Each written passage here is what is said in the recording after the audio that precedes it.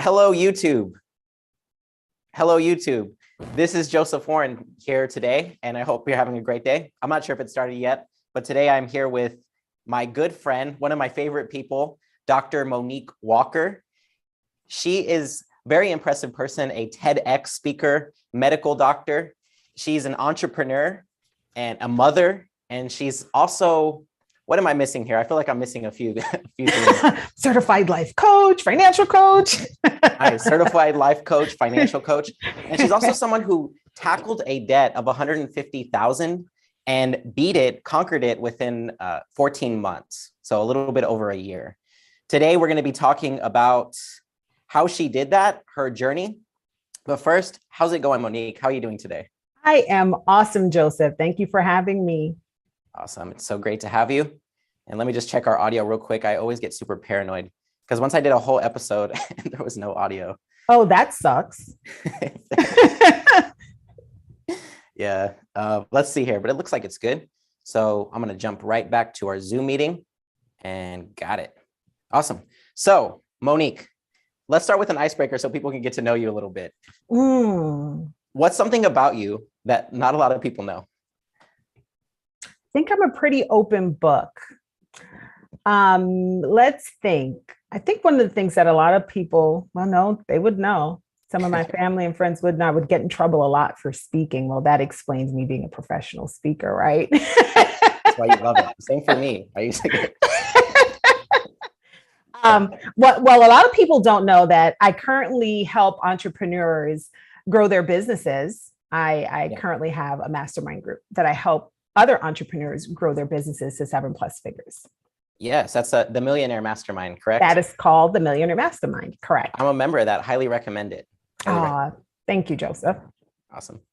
And all right, so let's see. So you started with $150,000 in debt. We'll start with, how did you rack that up? Was that a trip to Vegas? How did you end up racking that up? Oh, Joseph, that is a good question. So, many, many moons ago, I met a lady at Target, right? I was being myself. And when I met her at Target, she was actually having a conversation with the cashier. And she was telling her, yeah, me and my husband, we paid off like $7,000 in debt or something like that. And at the time that was like, oh my gosh, a lot of money. Right. And so it's like, oh, you got to tell me. I'm sorry. I couldn't help but to hear this conversation. She goes, it was such a cheesy little handbook that I read. I said, oh, you got to tell me more about it. And that was the beginning of my financial literacy journey. So over the years, I learned how to be financially literate and really hone in on personal finances, not being in debt, staying out of debt, making sure that I was committed to my personal finances.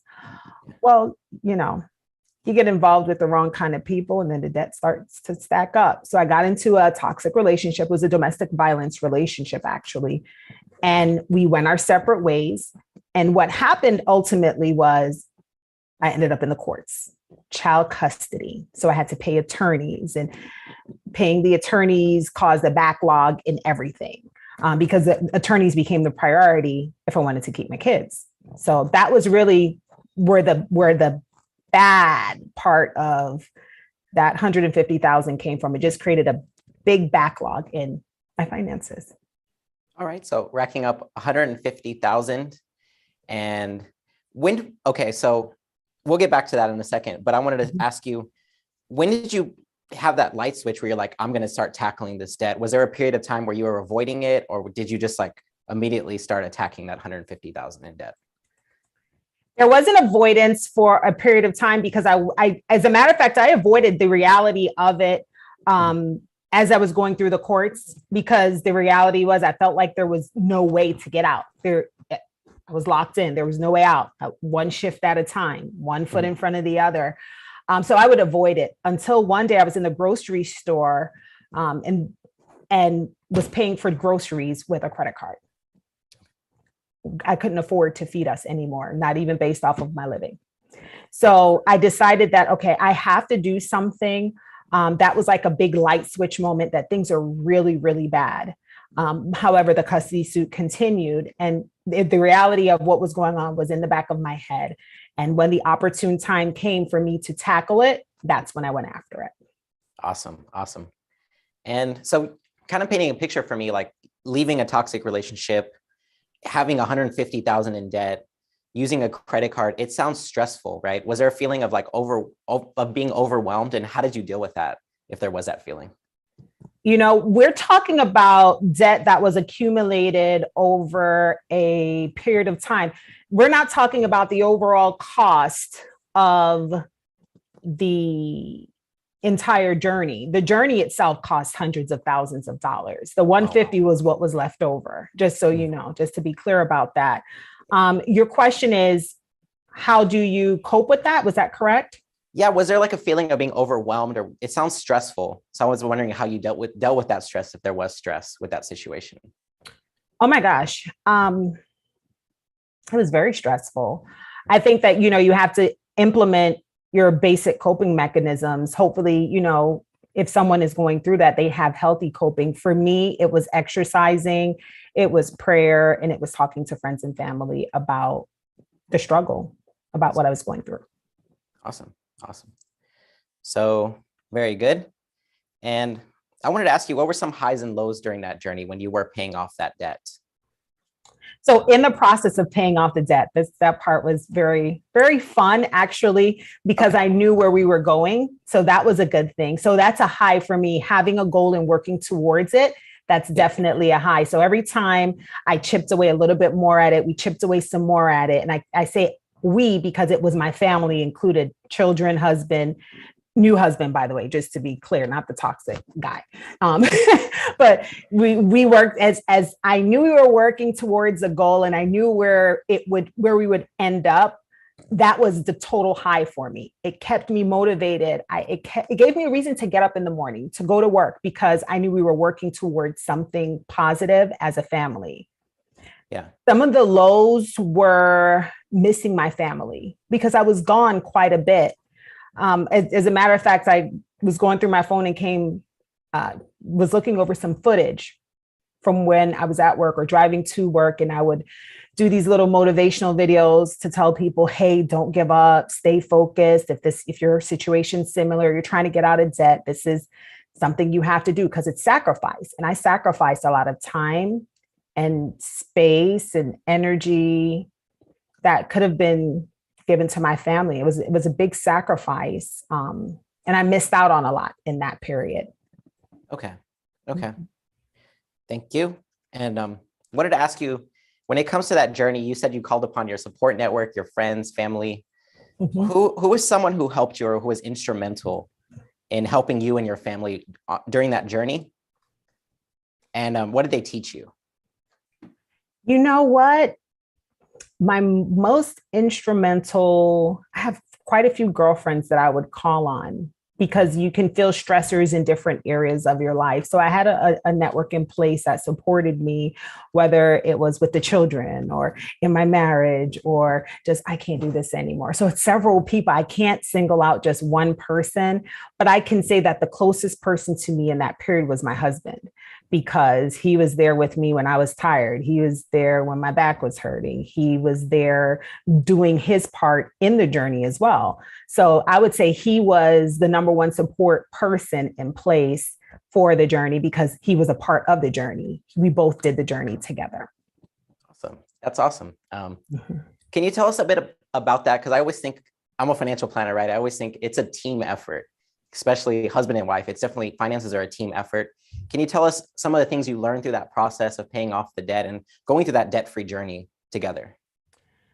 Definitely. They say the number one reason for divorce is financial trouble. And I can tell you that when finances were bad, it did cause a lot of stress. We had, extra stressors other than regular day-to-day stuff. It was just really super stressful to have this thing kind of lay over it just like covered the whole family, essentially.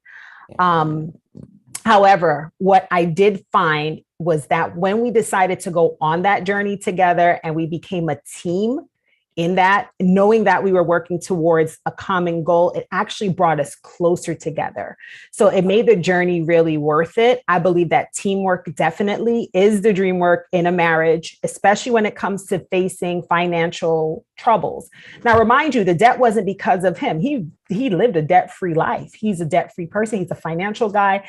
He does really good for himself financially. This debt had came from, the past. I was carrying this debt, but he was such a great support system, playing his role and doing his part in the journey, that it just brought us closer together. It cemented things for me as far as where we were as husband and wife. That's awesome. Yeah. It's almost like going into battle together. It's kind of what I envision.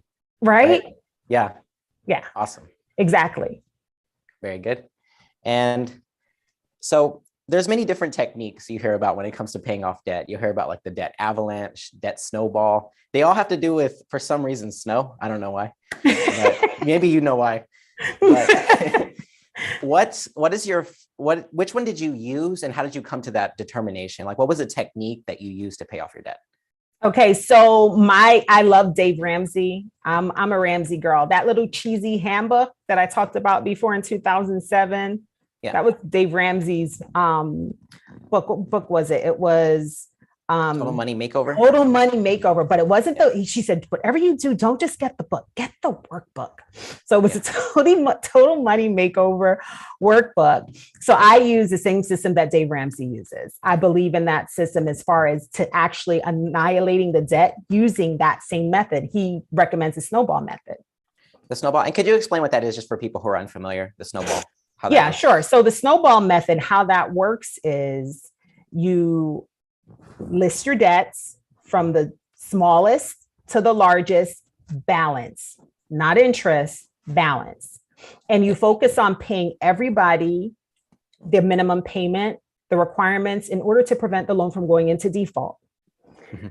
The only thing that you focus on is the smallest account, and you put everything into the smallest account as far as whatever you've sold or however you make extra money. If you work overtime, you'll put the monies into only that account until you pay that account off.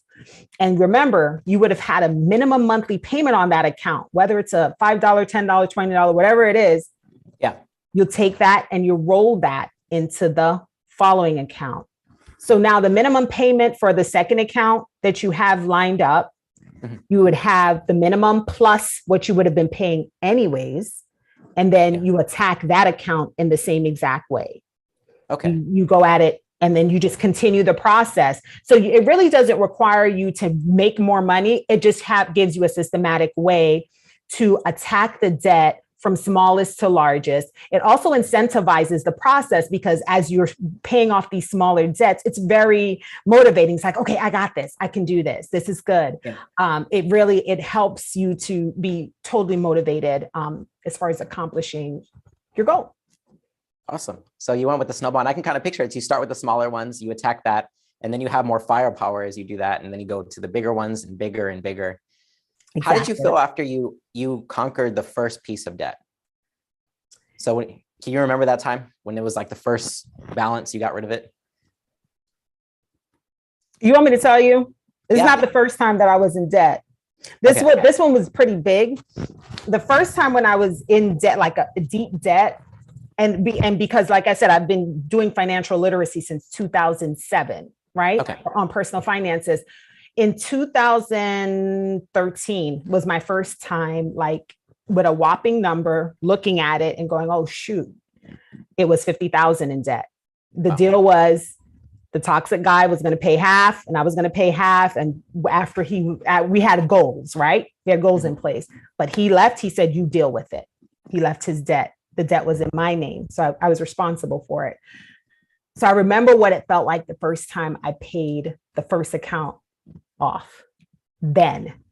And it was kind of like, yeah, I got this. I can do this. I got it. Because at that point, I was a single mom with 6 kids. I got this. I got it. And it was 50,000. And it was only me at that point. And I started the plan in October. And by January, I was done. So $50,000. Wow. And I do So in 3 months? Yeah. Mm-hmm. How did you do that? That's very impressive. I just followed the plan. I'm a very focused person. I'm a very determined person. I think it has to do with my personality as far as just being just totally, when I see something and I'm locked in, I am going for it. I was totally locked in. I needed a better financial future at the time for myself and my children, scared out of my mind. So I was working crazy hours, more than I would recommend anybody to work. I missed a whole bunch at that time too. So doing that and going through that process at that point prepared me for the later journey, which is what we're talking about now. That's awesome. Yeah. So I want to ask you, that 50,000, that first journey, what did you learn during that time that helped you or was instrumental in you paying off the $150,000 in debt later on? Perseverance. It'll all be worth it. Yeah. It'll all be worth it. And it has been. Life has been good. It'll all be worth it. Yeah. Yeah. Tell us about that perseverance. Someone's watching right now and they struggle with perseverance. They try a lot of different things. They give up. What would you tell that person, or what would you tell to anyone who is struggling with perseverance? Get a mentor. Get someone who can educate you and teach you the skills that are necessary for you to have a systematic way of attacking whatever it is that you're dealing with. No matter, it could be debt, it could be mental health, whatever it is, you need to have a mentor, someone who has been through it, who can talk you through it, who can show you and point you to the correct way, so that you have guidance, you have accountability. Get a mentor. Awesome. And now we're going a little bit off script. I always do this. I play jazz. That's fine. So when it comes to finding a mentor, what tips do you have? And who's someone who's been a mentor who is very important in your life, who really helped you? I have tons of mentors. Here's why. I read a whole lot. I read more than your average person, probably. I try to read a book a week. That's my goal. So far for 2022, I've been successful. So yay for me in that regard. So I have tons of mentors, and I consider if I read your materials and it has impacted me or causes me to shift my mindset or to grow in a specific area, you become my mentor. So then I will immerse myself in YouTube and your content, whatever it is that's out there. I will become more familiar with the person. Some of the people that I've read and that have actually like impacted me via book first, and then I wanted to learn more about what this person is. Dave Ramsey, told you about him. Love him. He doesn't know me, but I love him. Love his work. Yes. Brendan Burchard, love his work. Tony Robbins, love his work. You know, these guys, I love his work. Henry Cloud, love his work. Yeah. So there are many great mentors out there. They're found in books though, right? And even if you don't have direct access to the person, you can always read the content and find out what help is out there that's available. Mm-hmm. Awesome. So a lot of books. You mentioned Henry Cloud, Tony Robbins. Was it Brendan Burchard? Brendan Burchard. Okay. Awesome. And Dave Ramsey, of course. I want to ask you about Dave Ramsey specifically. So in my family, I don't know if they call him this, but we call him Uncle Dave. Oh, he is. Yes. When my parents got divorced, my mom and my dad got divorced. My mom never handled the finances, and watching his podcast, reading his books helped her to save a good amount of money for her retirement. So she was about 10 years away from retirement at that point in time. So very instrumental in my mom's success with her financial success. But I want to ask you, when you were reading Total Money Makeover, what were some things that stuck out to you that really helped you along from that book or workbook? I believe the things that really stuck out to me were the things that I didn't know growing up, right? So the number one thing was how to really write a budget and how to work a budget and do a zero balance budget. Like that really was like, oh, this is the right way to do it. That really stuck out to me. Let me think of what else really just like hit home, because I became like a straight fan. So back in the day, right, I made sure that I got the discs, because it was CD players back then. I know a lot of people don't know about CD players, but he had it was a brown folding thing, and it had all the different discs, and I would listen to those every single day. It's called the Financial Peace University. Have you ever heard of that? Financial Peace? I have, yes. Okay, yes, so I would listen to FPU. My kids know Dave. They know Uncle Dave. So I'd listen to Financial Peace University. The number one thing, though, here, it just like the light switch just went on. Yeah. The number one thing that Dave Ramsey says that has impacted me to this day, and that has made me decide, it actually influenced my decision in becoming a professional speaker, was people are paying me for my ideas. And I said, oh, whoa.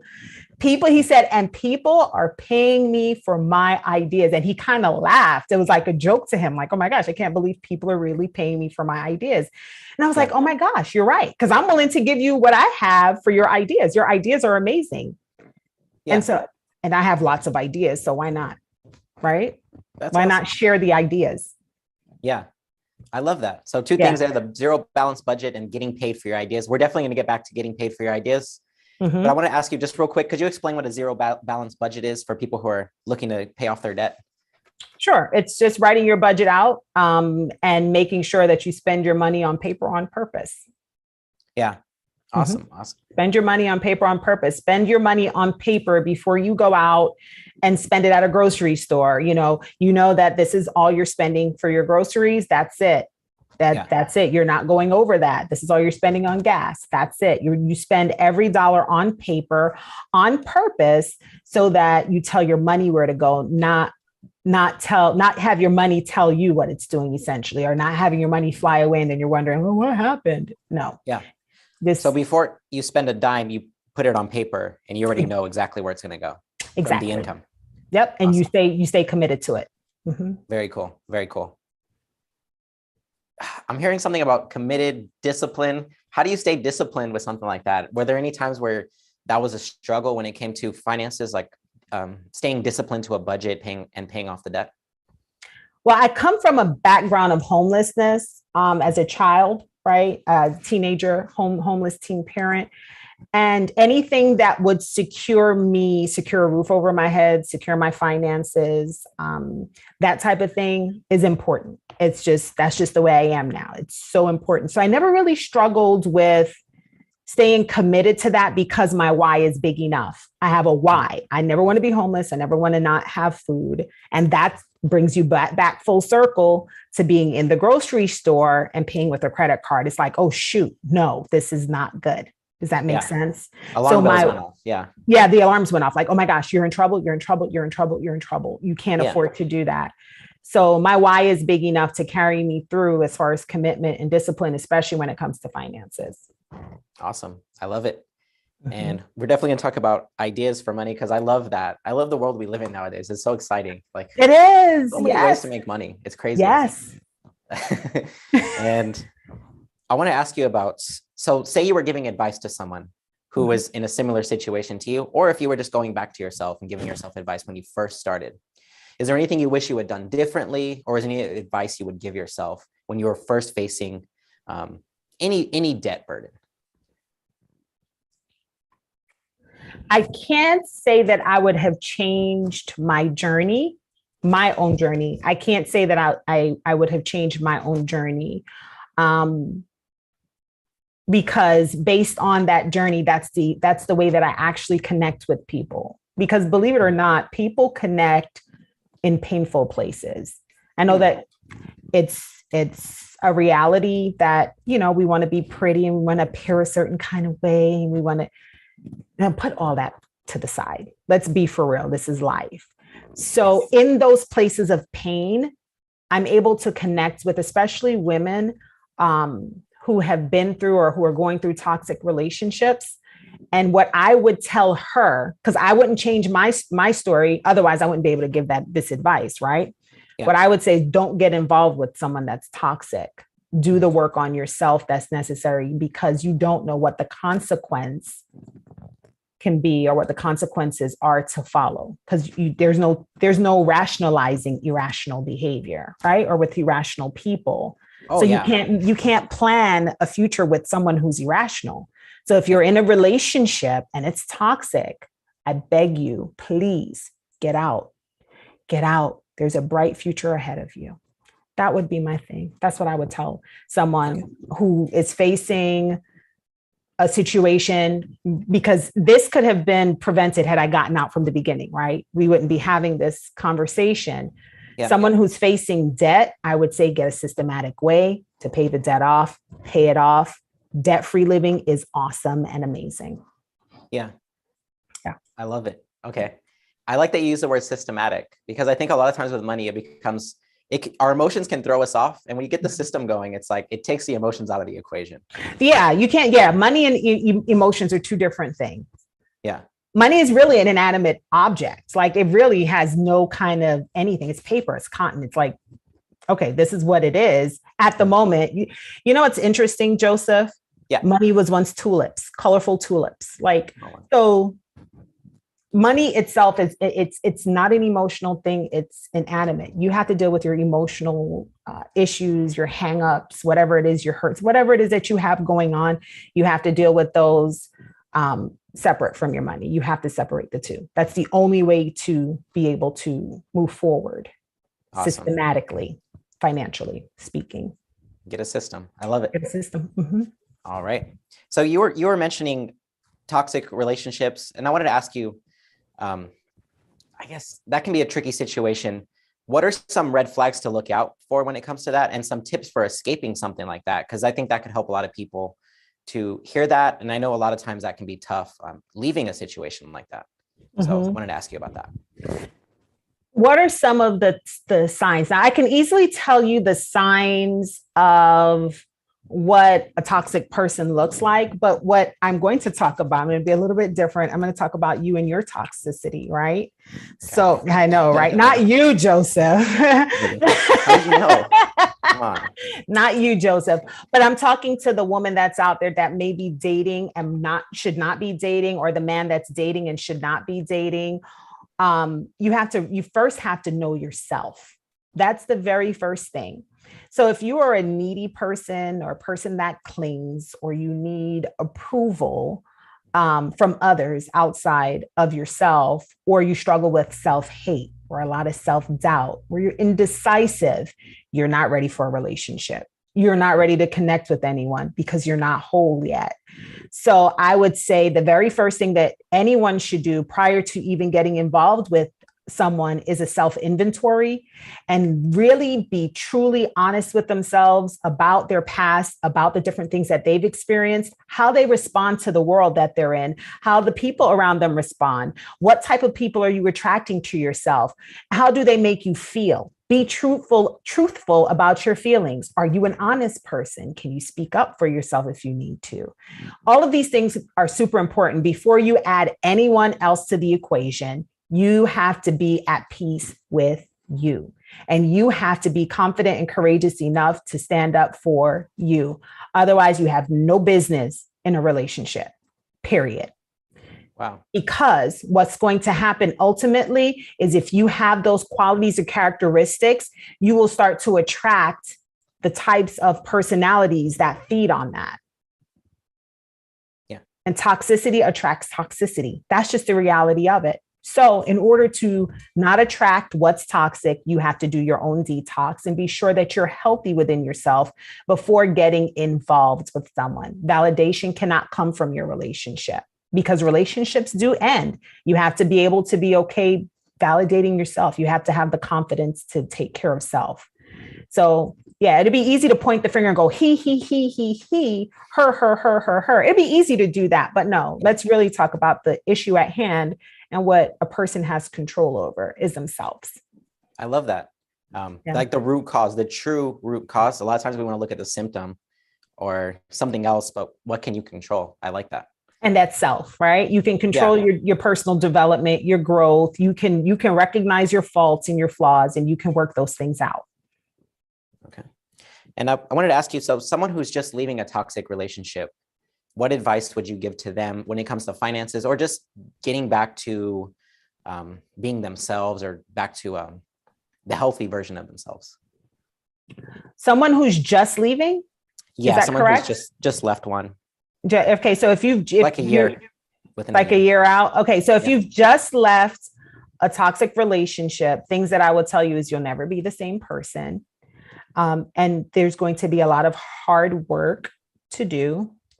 And it's important that you just get it done. And that hard work is self-inventory. That hard work is looking at yourself and being honest with who you are, what you've learned, and actually assimilating the lessons into your personality.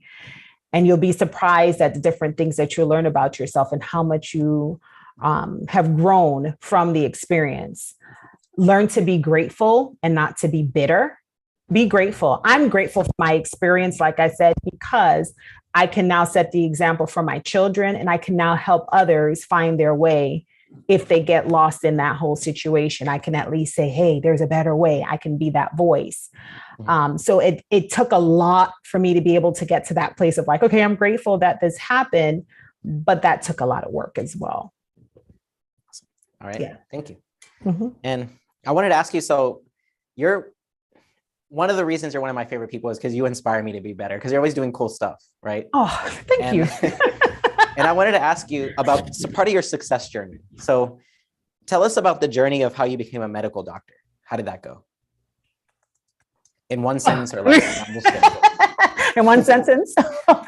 I'm a talker. So let's see. I'm just joking. So I feel like God is the greatest orchestrator of a story. Like he puts the whole thing together, and then we're just supposed to follow our script, whatever it is that he tells us to do. So I can't really take credit for my success as becoming a doctor. So at the time, all right, let me just go back a little bit. When I was a child, I've always wanted to be a doctor. That's just one of those things. Someone was sick. At the time we had encyclopedias. I would grab the encyclopedia and I go, well, this is what it says here. And this is how long it's going to last. I had a sister who had scarlet fever, and I was telling her tongue, let me see her tongue. It's strawberry. Yep. Strawberry. Just like it says here in the book. And she's going to have it for this amount of weeks. And do you know she can die? Does she have a fever? Like I was that kid, right? Oh, yeah. I'd be looking in the encyclopedia at the skeletons. They had like skeletons and muscles and stuff like that. So I was pretty sure about all along where I wanted to go. Then I became a mom at a young age. So that dream was kind of like to the side.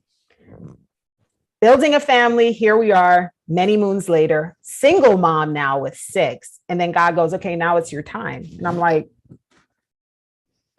I put it on the back burner when I was younger with one kid. What do you mean now it's my time? What does that look like? And it was just like, it was almost, I can't even, like I said, I can't take credit for it.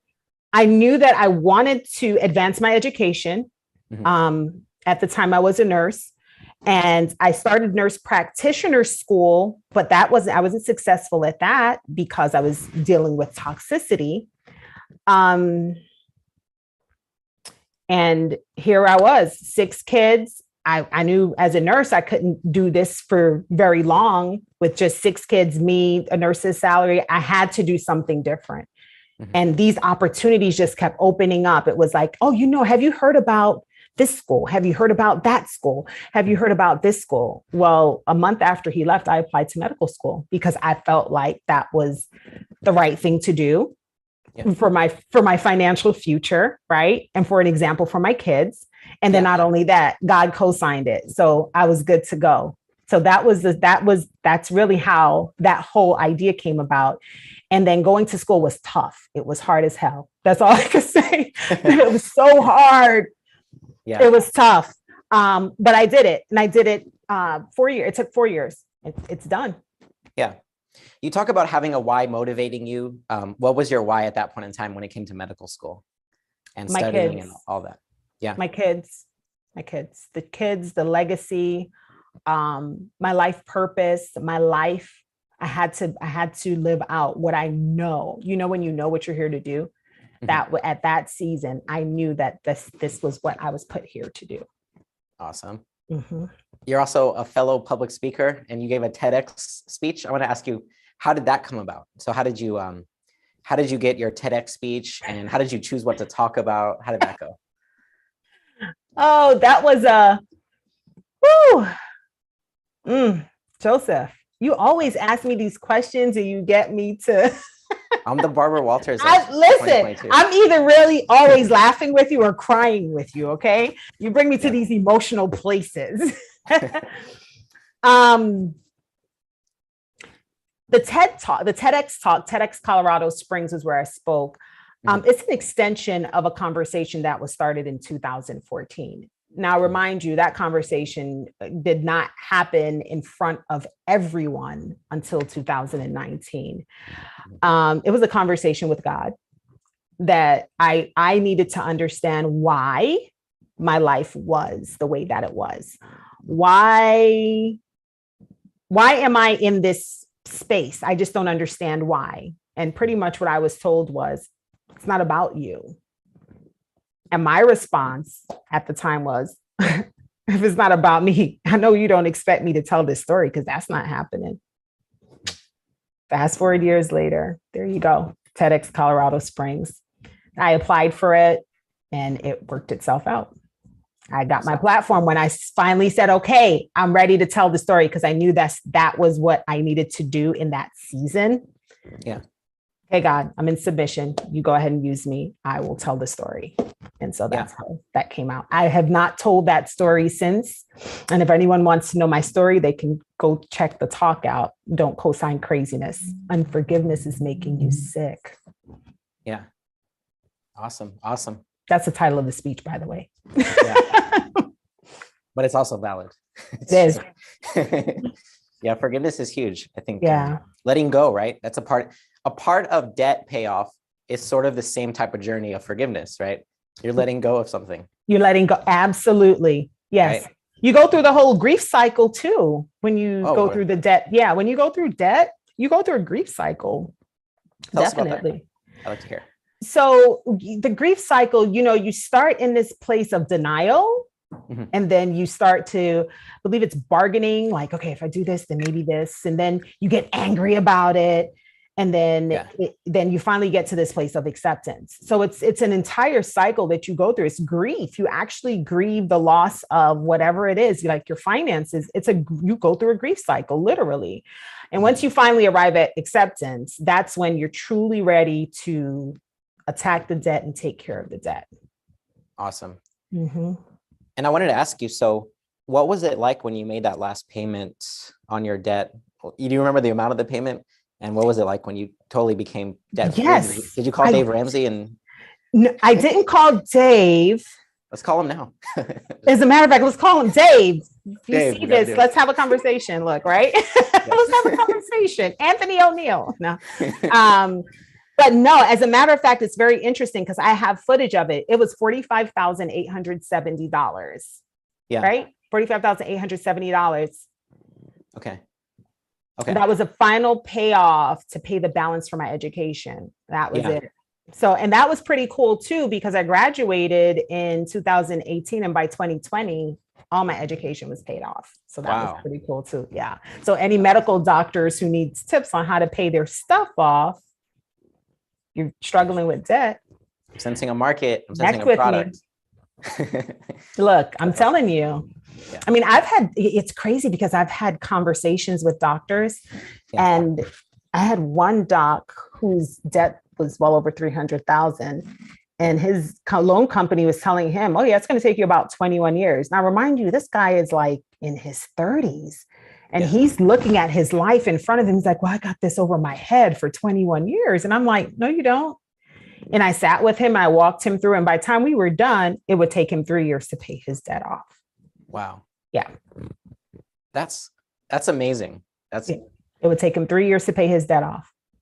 What advice do you have for professionals? And, I've worked with a few professionals who have a lot of debt. There's certain ones like lawyers, doctors have a lot of debt, usually. And what advice do you have for people in that type of situation, or even just for doctors? We can focus on doctors who have a lot. They can give me a call. They can connect with me. No, don't. That is actually true. They can connect with me if you're a professional and you're struggling with debt. I get it. I'm a professional too who struggled with debt. what I would suggest is that you do not be discouraged by the number. Find a systematic way to pay it off and get it paid off. That's what I would say. And if you need support, seriously, connect with me. Awesome. Very good. And there's no better person to go to. I think you're very brilliant at business when it comes to that, because you went through it, right? And instead of being like, woe is me, I can't believe I had to go through that, you're just like, well, how can I help other people who are going through this? Might as well. Like a perfect business model. Right? Might as well. I mean, I would not want to learn to become a chef from a mechanic, right? Yeah. No. I would want to learn how to be a chef from someone who's an experienced chef. So when it comes to your finances, you want someone who's been through some experiences that can relate to what you're saying, not just someone who has a, this is okay. You don't want that. You want someone who's been there, who's been through it, who has grit, who's able to become creative because they've had to experience it themselves, who can relate to your pain because they've experienced that pain. Someone who's passionate and focused and determined to get you to where you're trying to go. So if I want to be a chef, a healthy chef, I'm going to find a healthy chef to teach me how to be that way. Yeah. If I want somebody who deals in finances, who have been through some stuff to support me, that is the best way to go, as opposed to just going with just whomever. Okay. Does that make sense? It does. Yeah. Yeah. I feel the same way with a mentor. Like, have they done it before? What I want to do? Yeah. How are you going to advise me on something that you've never been through? Like, a lot of people will give opinions on things they've never done. Your opinion's nice, but no, experience is what counts. That's where it's at. Yeah, definitely. I love it. And let's see here. I wanted to ask real quick, just about, I think it's an important topic, and kind of swinging back around, financial abuse. That can be a thing where people kind of like use money to control. Do you want to have any comments on that? Any just comments or ideas or anything you want to put out there when it comes to financial abuse? It's very interesting, Joseph, that you ask about that. As a matter of fact, I was online and I was researching financial abuse, and I really did not know this statistic, that 99% of domestic violence relationship has a component of financial abuse attached to it. Wow. So let's take a look. Let me tell you where that fact came from, because it really shocked me. It says financial abuse occurs in 99% of domestic violence cases. And I can attest that that is true. Even though I was earning money, there was financial abuse. And the resource that I got that from was the National Network to End Domestic Violence. So I was very shocked at that. And what financial abuse looks like is the victim is in a position where their finance is being controlled by the abuser in some form or fashion, whether it's that the victim doesn't work and that person is the sole provider in the home, meaning the abuser is a sole provider in the home, or the abuser takes control over the finances or does things to sabotage the finances. Whatever it is that they do, it puts the victim, or it solidifies, I guess, the victimized mindset, because now I can't leave because my finances all depends on this person, because that's the whole premise. It's to put the victim in a state of dependency. Yeah. Does that make sense? It does. Yeah. Yeah. And I can see how money would be a big thing with that, because money it controls a lot of things. It's powerful. It can be powerful over people, especially when you don't have it, right? It's like, wow. And so that's why it's so important. That's why I said, when you asked that question earlier, that's why I said it's so important. Forget what not to look for in a mate. Be sure that you're strong within who you are and you have your ducks in order before you get involved with anybody. Because once negative comes or toxicity comes, you'll know how to go, you're messing up my space. This is not working. You got to go. You know what I mean? You won't, and chances are you won't attract those types of people because you would have your crap together, essentially. That makes sense. Mm-hmm. Awesome. And wanted to ask you a few questions here about, you mentioned that you love to read. I've heard you say before, readers are leaders. I love that quote. Mm-hmm. What's your favorite financial book or success book that you've ever written, and why? And what did it teach you? That I've written or read? Read. That I've read. that Or I've written. If you've written it, you can. Are you trying to obligate me to write a book? Um, let's see. The best fight, Dave Ramsey, the Total Money Makeover workbook. That cheesy little handbook was exactly what she said. That was the best financial book that I've read. And that was the very beginning of my journey that helped open my eyes to finances in a different way. Awesome. All right. And let's go deeper. I wanted to ask you a question here about happiness. Okay. Before we go deeper, I wanted to start. I thought I could ask a silly question, but I think we'll just go for it. Go ahead. What's the secret to being happy, and why does it elude most people? Do you know the answer to that? The secret to being happy is from within, right? It comes from within. I believe that we are physical beings. As a matter of fact, I tell my children this all the time. We're actually spiritual beings having a human experience. That's what we are. We're spiritual beings having a human experience.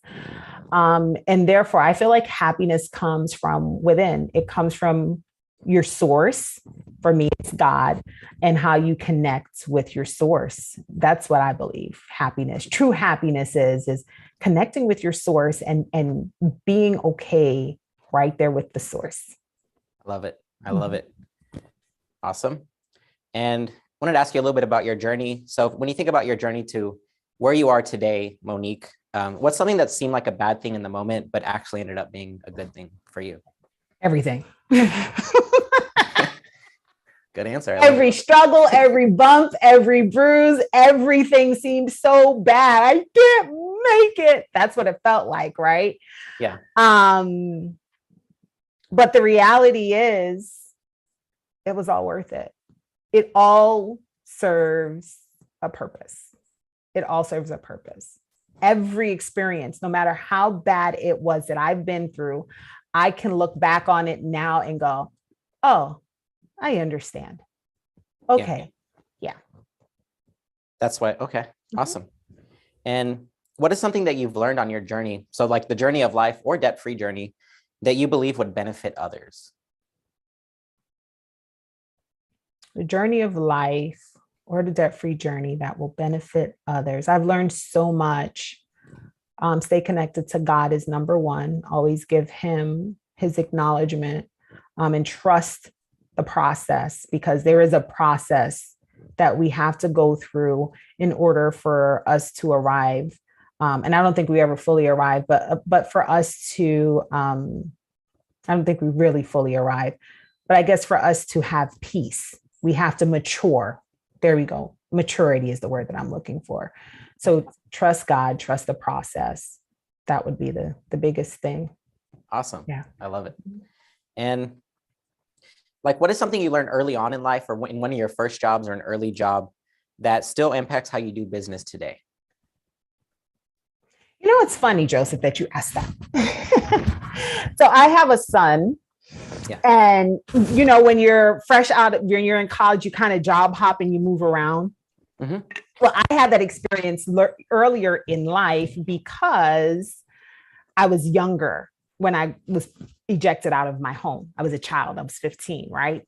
And so I would job hop and I'd move from job to job and job to job and customer service and a little bit of this and some child leadership role or something. I was doing all these little jobs. And then finally, what I found was that every job that I had and every experience that I had in those jobs, especially the ones that really stand out in my memory, they all served a purpose later on, even now that I'm applying. So every experience that we have in life does have its purpose. So I look at my son now and I'm like, wait a minute, you did the same thing. I mean, now he has a stable job. He's good, but it all served a purpose. I'm able to remember back from my first job, the second job, the third job, what it was like, and the different experiences or the conversations that I may have had or whatever it was that I'm able to still apply to this day. That's awesome. And can you give me one example of one of those things that just stuck with you throughout the whole journey? Absolutely.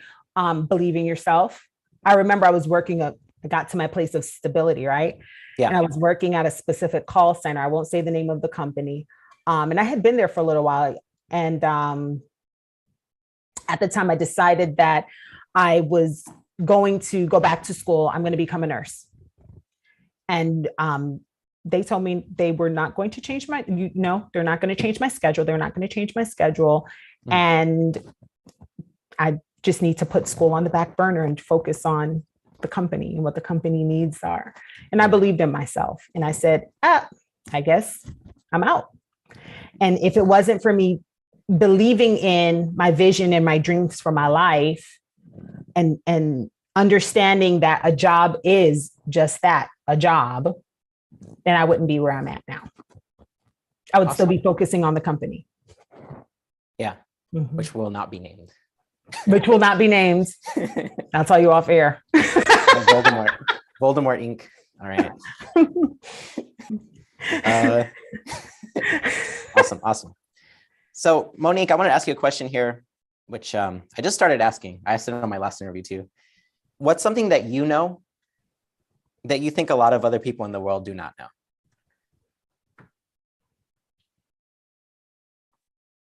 What is something that I know that I think a lot of other people in the world do not know? I don't think it's that they do not know. I think it's that they're choosing to do it their way.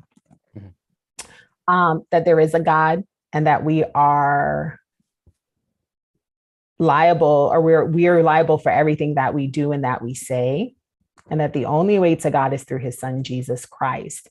So I don't think it's that we don't know. I believe that people they're just doing what they want to do. Yeah. They're refusing to accept truth. That's my belief. Awesome. Okay. I know, went deep, but that's the one thing. I love it. Mm-hmm. And Monique, what's a pivotal moment in your life that's shaped how you see the world today? A pivotal moment in my life that shaped how I see the world today. My most recent, I can look at it from a negative or a positive standpoint. I think it's let's look at it from a positive standpoint. My relationship with money has changed. So let me tell you, Joseph, mm-hmm. I did this mastermind that a good friend of mine invited me to. Yeah. And he recommended that we read this book together week by week, and that this is what it's going to entail. And I trust my friend. And so I did. Mm-hmm. And let me tell you, that mastermind changed my life and my perspective on money, my relationship with money, and just overall, it transformed my life. Yeah. So that's something that I can definitely say. Would you like to know the details of that mastermind? I would love to. It's the Money Mastermind by your mastermind, Joseph Warren's mastermind. Strongly recommended. It changed my life. It impacted me greatly and transformed even in my house. Every one of the kids have a new business that they've started since. So I'm just saying. Can you tell us about those businesses? I want to hear about them now. Yes. We got a dog walking business going. So remind you, I'm mom, dad, these are our businesses now. Okay. So we have dog walking going. Yeah. We have two of them selling cookies in school. We got one who's babysitting now. And we have one who's doing random things for neighbors, whatever odd things they need, like vacuuming their car or picking up their acorns. They're like, okay, how can we monetize? Well, what can we do? So we have, so they're now more financially aware as well, because they actually listened into a few of our calls. Man, that's awesome. Mm-hmm. I remember after the mastermind, you calling me and you said you had made a big sell. I remember that. I talked about that sometimes. $5,000. $5,000. Right? Yes, that is correct. Absolutely. Yes. That's awesome. And that's because, and I would not have thought that I was able to sell. I never thought, not in that way, not in that capacity, in the sense of I'm used to making money by clocking in. Right. Yeah. And so you clock in, you make your money, you clock out, you don't make money. I wasn't on the clock and I was able to sell. So that was like, oh my gosh, this is amazing. And that was because of the mastermind. So basically not having to work, that's something that's huge, is like, we're always taught you have to work hard. That's the only way to make money. Like that's what school teaches you. Right. You get here at 8 or 9 and you leave at 5, 4. They make it a little bit easier on the kids. Right. And then you just put in your work, you put your head down. Right. But the rich don't do that. What the rich do is they have money working for them, whether they're sleeping, whatever they're doing, they're making money. Exactly. Exactly. Yeah. The traditional way of doing things is not necessarily the way. It's not, you don't have to follow the traditional path in order to be successful. As a matter of fact, if you follow the traditional path of what the recommendations are for education, then you're going to get the traditional results. So you sometimes have to go off the path and learn new ways of doing things. Doing awesome. What the rich do. Look at what the rich do and follow that. Yeah. Ask them to be your mentor. Ask them to get a mentor. There you go. Get a mentor. Awesome. Full circle yet again. I love it. I know you're big on legacy. I saw one of your speeches about legacy, which I can still remember. I still have the work. You gave an index card on it. I still have it over here in my desk. Oh. And I wanted to ask you, so like, if you're thinking 100, 150 years down the road, what do you want your legacy to be? 100 and 150 years down the road, that firecracker of a woman. I want people to remember me as someone who actually cared and made a difference, that I actually made a difference and impact that's worth talking about, like a massive impact for women, for children, for the homeless. Awesome. Mm-hmm. Massive impact with how you live. Massive impact. Whatever I do, it should be talked about forever. Yeah. For women, for children, for the homeless, to their benefit. Yeah.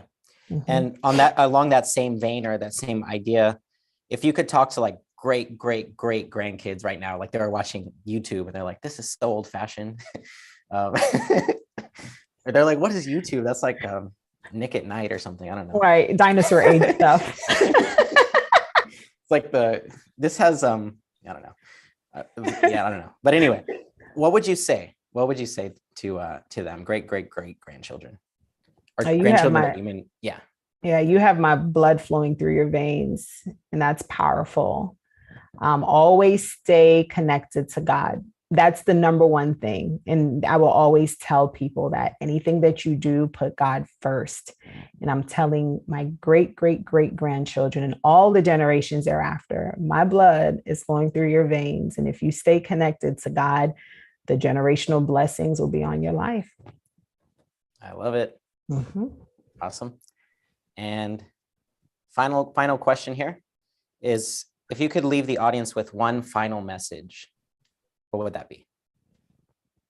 If I can leave the audience with one final message is, if you want to get out of debt, get focused, get a system and work your system and make it happen. If you struggle in your mental health, get mental health support so that you can systematically address the different areas in your life that are of concern to you. Because a lot of times you'll see that mental health tends to be the foundational issue when people create debt, whether it's that they are a shopaholic or they eat, food addiction, or they're in a toxic relationship. You'll notice that there's a pattern that says, okay, there's some mental health stuff. So get your mental health stuff taken care of first, foremost. Take care of yourself, and then take care of your finances systematically. I love it. And then awesome. Can I also say this? I help women who are in toxic relationships or who have been in toxic relationships, whether you're a divorcee or someone who's leaving a bad relationship. I help women get out of debt, stay out of debt, and build wealth. That's my signature thing that I do. And then the second thing that I do is I have a Millionaire Mastermind, which Joseph is in the Millionaire Mastermind, where we do amazing things to help entrepreneurs who are looking to earn 7+ figures. So just wanted to be sure that I shared those two things. Yes, highly recommend the Millionaire Mastermind. Really helped me a lot. It's been very instrumental, inspirational, and just helped me grow my net worth, get a lot of goals done. There was one particular thing which we'll always remember is I had been struggling to make a TikTok video, and I kept saying, I'm going to make a TikTok video this week, but I would never do it. And then Monique said, I want you to get that TikTok video done within an hour, and we're all going to watch it, everyone here. And then you started listing off all these extra people who would watch it too, like your kids, and they're all counting on you. We want to see it within the hour. And something I had been thinking about doing for about maybe actually a long time, like when TikTok was called Musically, I actually made the TikTok within an hour and just did it. And it just showed like a lot of these burdens are in our mind. It's in our minds. Yep. Yeah. It starts in the mind. Mental health. Yes, absolutely. Wow. Exactly. I'm so happy that we were able to support you in that. Of course. So. Highly recommend that. Your course, how can people get your course for the ladies who are struggling with leaving a toxic relationship? Or anyone who wants to get access to my work can just connect with me at Monique Walker, MD. That's at MoniqueWalker, MD. That's my handle. Find me on any one of the social media platforms and just send me a message and we can connect and talk. Awesome. Very good. And is there anything else you want to say? No. I mean, I had a great time talking to you as usual. At least this time I didn't cry. Oh man, we gotta wait, we still got some time. Like, no, you can make me cry. Oh my gosh. Joseph has a way of carrying my emotions. He says things like, "Woo." Yeah, no, I really appreciate the opportunity to be here and to have this conversation with you and to be able to share with your audience what my experiences have been. And hopefully they can benefit off of it, and you can as well. Awesome. Yeah. So for those of you watching, be sure to like and subscribe. I put Monique Walker's information in the description so you can find all her social media if you'd like to reach out, especially if you need help in the areas of getting out of debt, leaving a toxic relationship, and want to reach your millionaire goal. Definitely reach out to her to talk to her. She's very helpful, very inspirational person and uplifting. And yeah, that's all I got to say. So like and subscribe, and bye everybody. See you later. Bye. This is always the awkward part because I got to figure out how to turn it off. I always forget.